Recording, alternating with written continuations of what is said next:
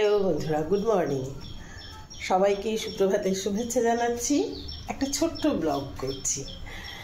এই সকাল থেকে ঘুম থেকে উঠে মর্নিং ওয়াকে যাইনি। মর্নিং ওয়াকে 2-3 দিন হলো, আবার 2 দিন হলো, কাল আর আজ যাইনি। কারণ একটু শরীরটা ঠিক যাচ্ছে না, মানে পেটটা একটু সকাল হলেই কেন যেন ব্যথা করছে আর কি, বুঝতে পারছি না। আর কাল সারাদিন একটু অন্য কাজেও ব্যস্ত ছিলাম।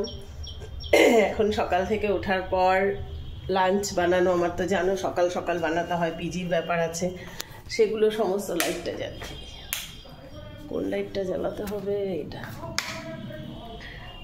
তো সেগুলো সব লাঞ্চের কাজকর্ম করে নিয়েছি। ব্রেকফাস্ট করলাম।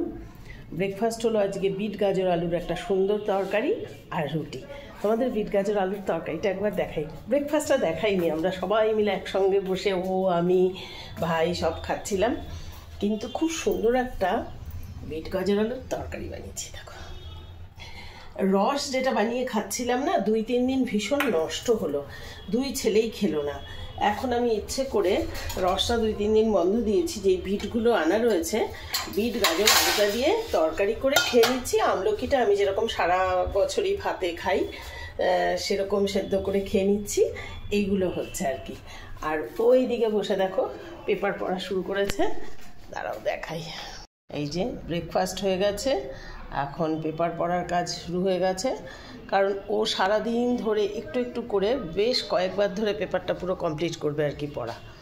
এখন একটু পড়বে, আবার তারপরে একটু পড়বে, এই সমস্ত করতে থাকবে। আমার আবার সবার ওই বাড়িতে লাঞ্চ দেওয়ার ব্যাপারটাও রয়েছে। লাঞ্চ সব রেডি করে নিয়ে তো চলে এসেছি, আবার ডিস্ট্রিবিউট করতে হবে। এই দেখো কি কি হয়েছে। এই 1 হাঁড়ি ভাত, আবার এই 1 ডেচকি ভাত, এই 1 কড়া ডিমের অমলেটের ঝাল, এটা সকালের তরকারিটা। এইদিকে হয়েছে আলু ভাজা শুধু, কারণ সবার জন্যে না আজকে বানিয়েছি এই যে গাজর, বিনস আর আলু ভাজা। কিন্তু আমার ছেলে সেটা খাবে না, তাই ওর জন্য শুধু আলু ভাজা রেখেছি। আমাদের জন্য উচ্ছে ভাজা হয়েছে, সুন্দর করে একটা মসুর ডাল হয়েছে, আর হয়েছে কাতলা মাছের ঝোল। তারাও দেখাচ্ছি, তো এটা কালকে চিকেন শুকিয়ে রাখা হয়েছে। এই যে